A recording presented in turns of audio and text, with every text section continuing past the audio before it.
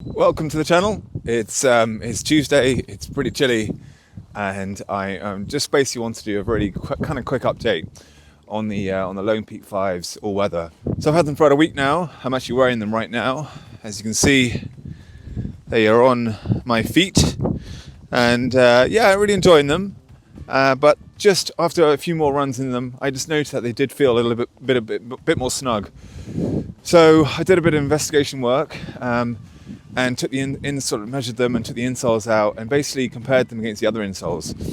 So as you can see here, I am now comparing the insole of the Lone Peak 5. This is the Lone Peak 5 here, and I'm comparing it with the Timp 2. This is Timp 2, and just to get a really equal sort of perfect sort of equation, I've got the Olympus here as well. So basically, taking the insole out of the taking the insole out of the Lone Peaks 5 all weather and putting it completely flush here against the Timp, you can see that there is definitely, and there's definitely more room in the Timp, on the Timp insole.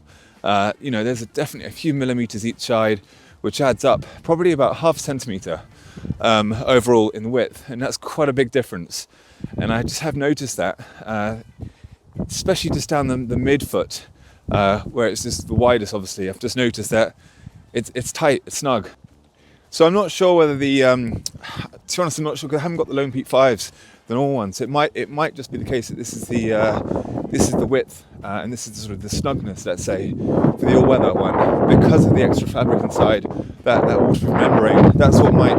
But to be honest, it looks like I think it's going to be an issue with the Lone Peak 5. Unless you go for the wide option now. I do know that Altra have, for the first time, they've given you two options in width, because obviously people have, I guess, noticed in the last year or so that things have got a little bit snugger, tighter, narrower.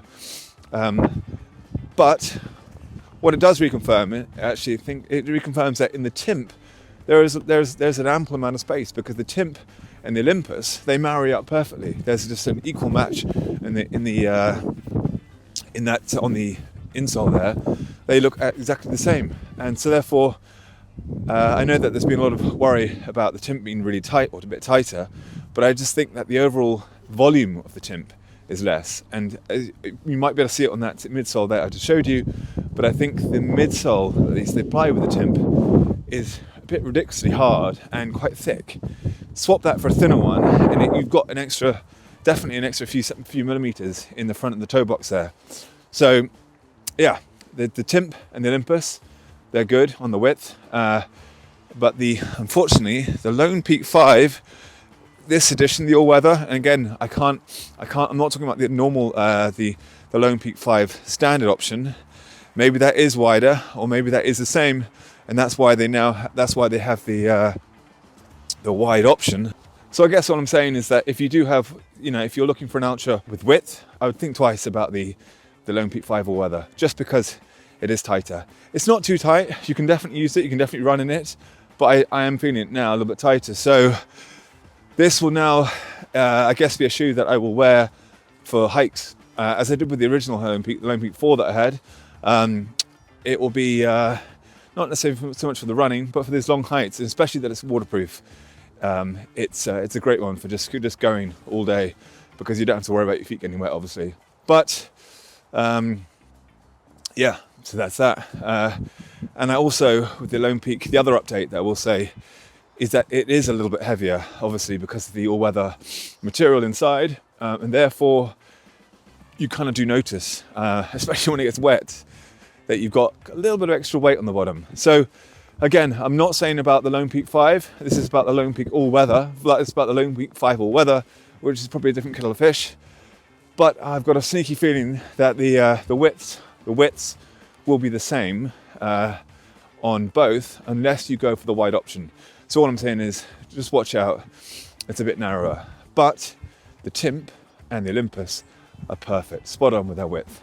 And I'm loving that Timp. It's a great shoe. Probably the best shoes that I've got. So anyway, training's going well. Nice easy run this morning. Well, not actually that easy. I picked up a few efforts in the middle.